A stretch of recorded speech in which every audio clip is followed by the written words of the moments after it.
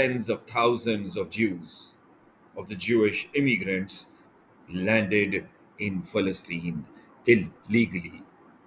It was all illegally done by the Jews.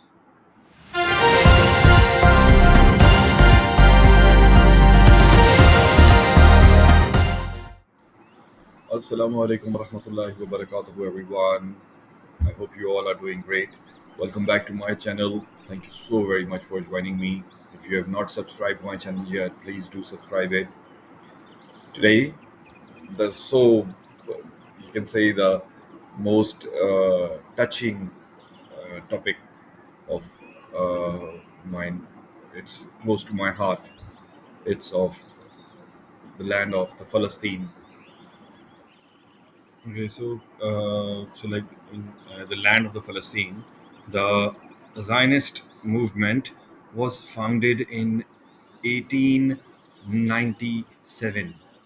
Jo- Nowadays, children of the so-called Israel do not exactly claim it, or they may not be knowing it, but for their information as well, the Zionist movement was founded in 1897 with the publication of a book entitled "The Jewish State" by Dr. Theodor Herzl, an Austrian journalist who urged the settlement of Jewish agriculturists and artisans in Palestine. These pioneers, Herzl hoped, would realize an ancient Jewish dream: the re-establishment of a Jewish homeland in the Promised Land, and the gathering together of the Jewish people from their diaspora of 2,000 years. Responding to Herzl's vision and reacting to anti Semitic programs in Russia and Poland, 60,000 Jews immigrated to Palestine between 1881 and 1914. 1914.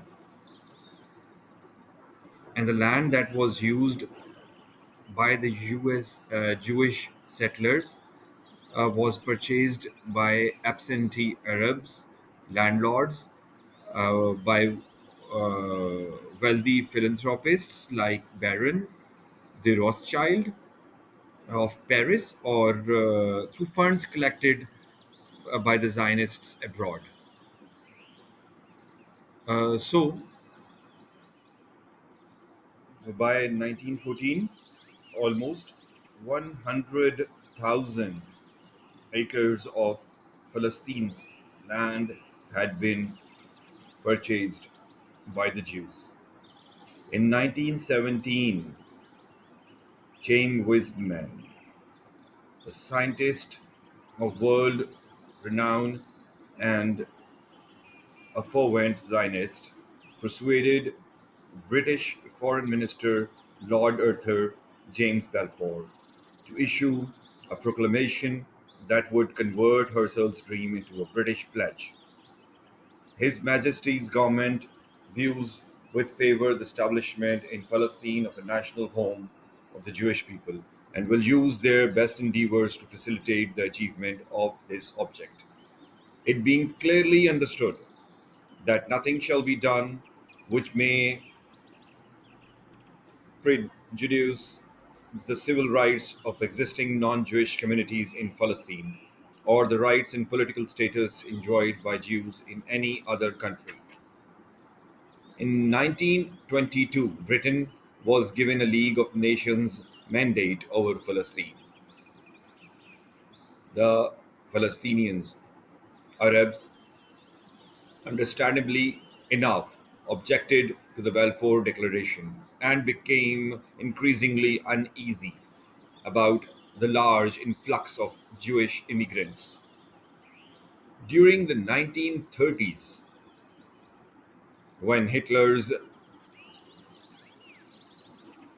persecution of European Jews gathered momentum, Jewish immigration soared dramatically. By 1937, the Jews constituted almost one third of the total population of Palestine. Between 1928 and 1937,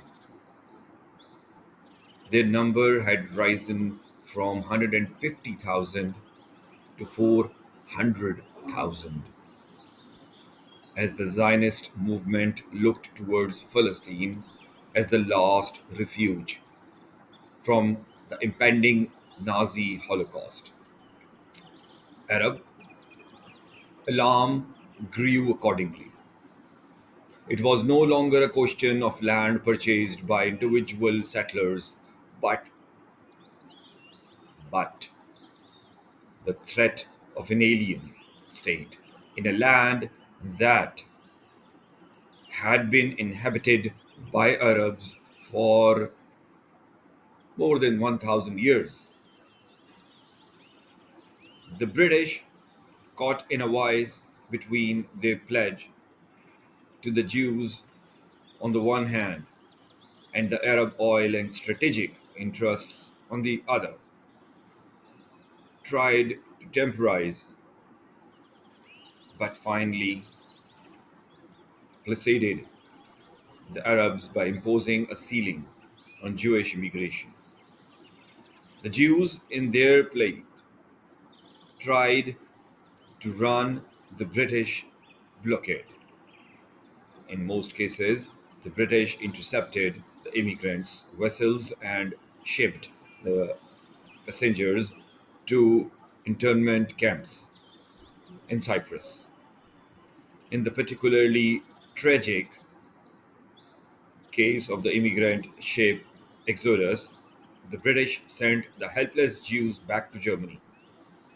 As one survivor put it, the Germans killed us, and the Britishers, the Britain, don't let us live. Despite the British blockade, tens of thousands of Jews, of the Jewish immigrants, landed in Palestine illegally. It was all illegally done by the Jews. The Arabs became increasingly restive. Okay, now I would like to read this a little again. The Palestinians, the Palestinian Arabs, जो फ़लस्तीन में रह रहे थे, understandably enough, objected to the Balfour Declaration and became increasingly uneasy about the large influx of Jewish immigrants. During the 1930s, when Hitler persecu- persecution of European Jews gathered momentum, Jewish immigration soared dramatically. By 1937, the Jews constituted almost one third of the total population of Palestine. Between 1928 and 1937, their number had risen from 150,000 to 400,000 as the Zionist movement looked towards Palestine as the last refuge from the impending Nazi Holocaust. Arab alarm grew accordingly. It was no longer a question of land purchased by individual settlers, but the threat of an alien state in a land that had been inhabited by Arabs for more than 1,000 years. The British, caught in a vice between their pledge to the Jews on the one hand and the Arab oil and strategic interests on the other,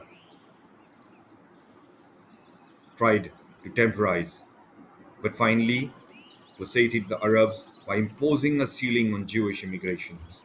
The Jews, in their plight, tried to run the British blockade.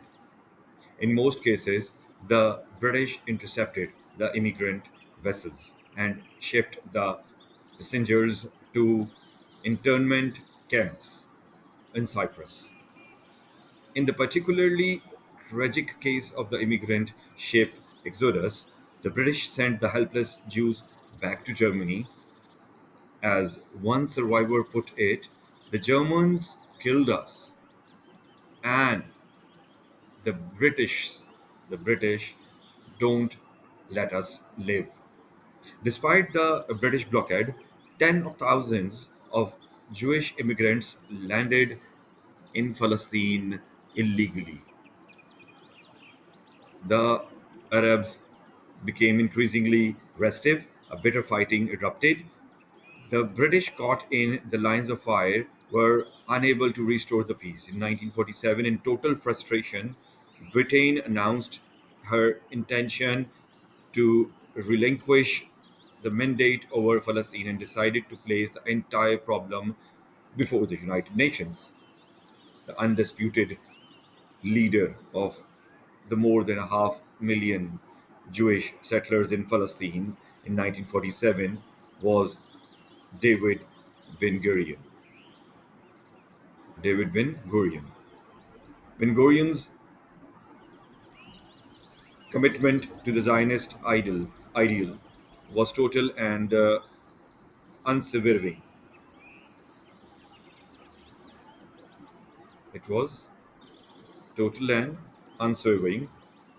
He had came to Palestine in 1906, 1906, and been a leading delegate to the World Zionist Congress, and by 1935 had become chairman of the Jewish Agency, which represented the World Zionist movement.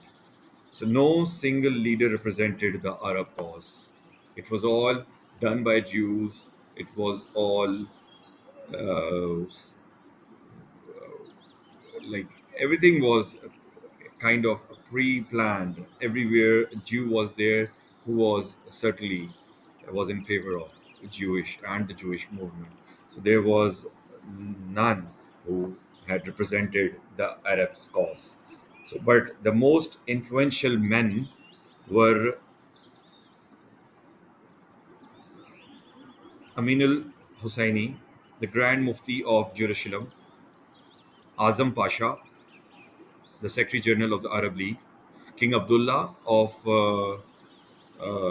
Jordan, the Pasha, the Gulab Pasha, the commander of the British trained Arab League.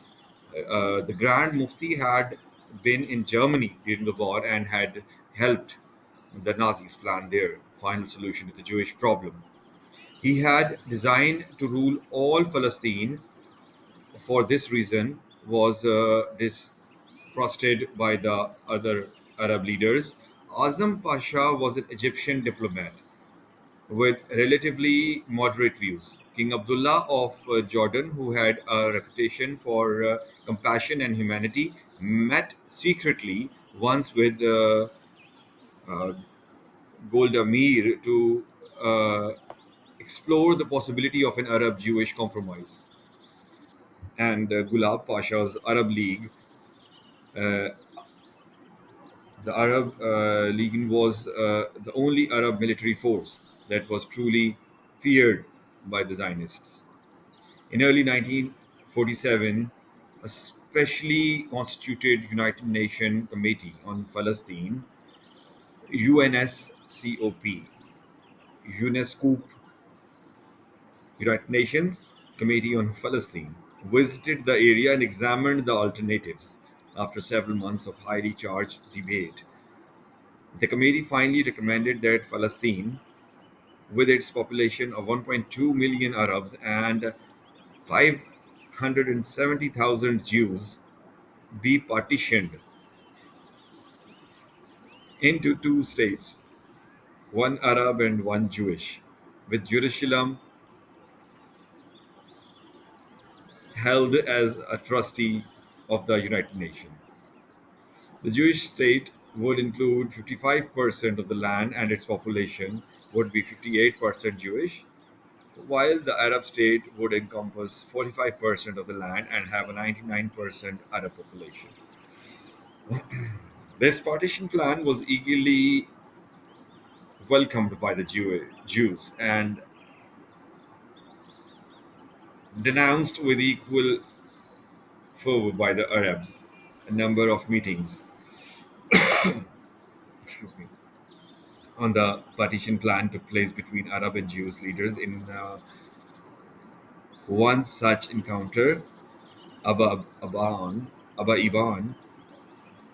then an official of Jewish agency, met with Azam Pasha to discuss the possibility of a compromise. Ban stated that the Jews of faith comply in the Middle East and that the Arabs have to reconcile themselves to the fact that uh, he then went on to purpose an economic program to join development of the Middle East. Azam Pasha conceded that the plan was rational and logical, but added that the fate of nations not decided by rational logic. He shall try to defeat you. He said, I am not sure we will succeed, but we will try. We were able to drive out the Crusaders, but on the other hand, we lost Spain and Persia. It may be that we shall lose Palestine, but it is too late for peaceful solutions. When Aban interrupted by pointing out that this left no alternative but a test of strength through force of arms, Azam Pasha replied, it is in the nature of peoples to aspire to expansion and to fight for what they think is vital. It is possible that I don't represent, in the full sense of the word, the new spirit which animates my people. My young son, who yearns to fight, undoubtedly represents it better than I do. He no longer believes in the old generation. The forces which motivate people are not subject to our control. They are objective forces. Nationalism, that is a great force than any which drives us. We don't need economic development with your assistance. We have only one test, the test of strength. Excuse me. An eyewitness to this encounter detected no hatred in Azim Pasha's tone. He referred to the Jews over and over as cousins. Not once during the 2 hours conversation did he express any unkind thought or use a hostile expression about the Jews, but he did confirm the character of the position of the Arab majority, a position based not on logic but on a blind fatalism, ungovernable as the wind, ungovernable as the wind. Sadly and without hatred, the two leaders took their leave of one another. The lobbying for and against the partition resolution was the most intense that the United Nations had experienced in its short history. A two-third majority was required for the passage of the resolution by the Great General Assembly to offset the votes of just the Arab and Muslim nations. The Zionists needed 22 votes, and for each additional vote against partition, they needed two in favor. While the Zionists were by no means certain that they could muster a two-third majority, they were encouraged by the fact that the two main antagonists in the Cold War, the United States, and the Soviet Union, both supported them. And the United States President Truman was deeply sympathetic to the Jewish cause. Moreover, his political instincts told him that the Jewish vote might well be crucial for to the presidential elections of 1948, overruling the objections of leading State Department officials over the Soviet threat and American access to military bases. Truman personally warned the United States delegate to the United Nations, Herschel Johnson, to damn well deliver the partition vote or there will be hell to pay. From the Soviet point of view, partition seemed the easiest way to oust Britain from the Middle East and to keep the United States at arm's length while playing the Arabs off against the Jews. 2 days before the vote, it became clear that the fate of Zionism was in the hands of few small remote nations, in particular Liberia, Haiti, the Philippines, and Ethiopia. Zionists persuaded the United Nations to apply strong pressure to these countries. Nevertheless, on November 29, 1947, the outcome was very much in doubt. Moshe Sharaf, Moshe Sharet, the Jewish Agency's foreign minister, solemnly warned the assembly that the Jewish people would never submit to any attempt to subjugate them to an Arab majority. On the other hand, Jamal Hosseini, acting Secretary General of the Arab League, declared that if the assembly did vote for partition, the Arabs of Palestine would go to war against the Jews as soon as the British left. The partition line will be drawn in fire and blood. Two eyewitnesses have left a poignant account of that fateful vote on November 29. An aide set a basket before Ernha. In it were 56 slips of paper, each bearing the name of one of the nations represented in the hall. Guatemala, he announced. At his words, a tribal silence settled over the assembly. The delegate of Guatemala rose as he did. Suddenly, from the spectators' gallery, a piercing cry saddened the silence of the assembly hall, a Hebrew cry, as old as time and suffering of men. Anaad, Hoshea, O Lord, save us. With a vote of 33 votes in favor, 13 against, and 10 abstentions,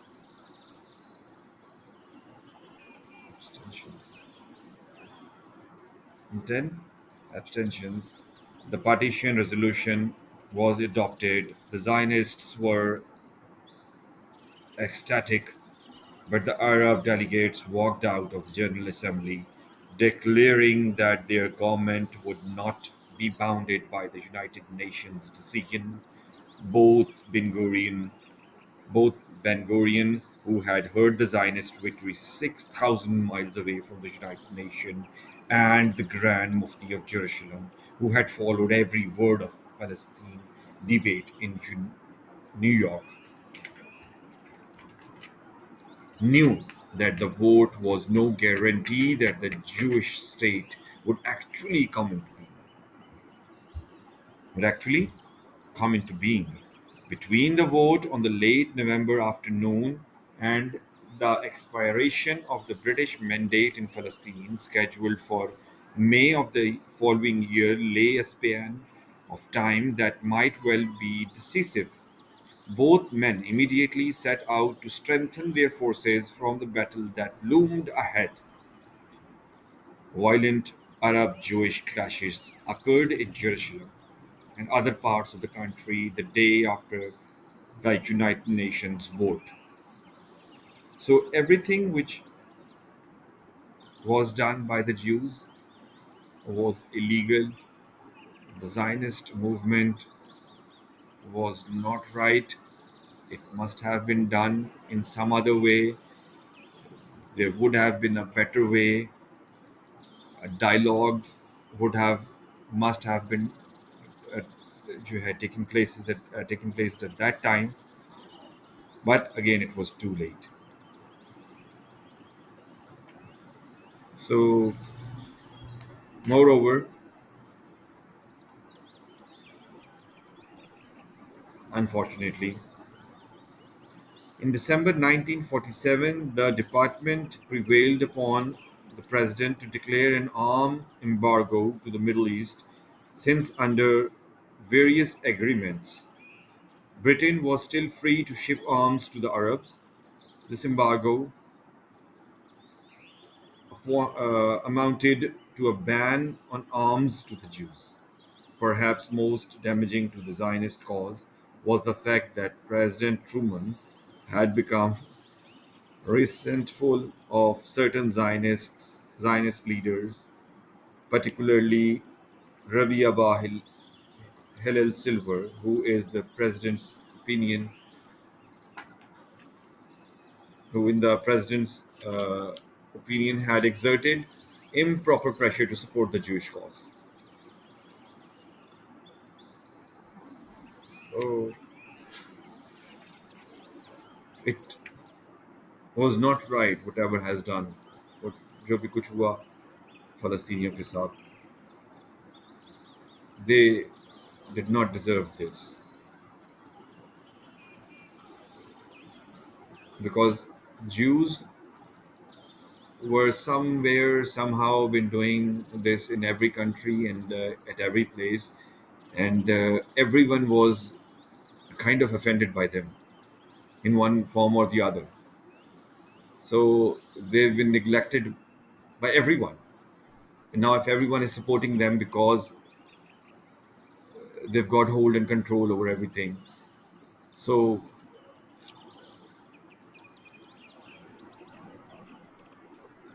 thus the bloody birth of Israel set the stage for a mortal conflict between two nationalisms, one Arab, the other Jewish, both equally desperate and determined to secure what to each was holy ground.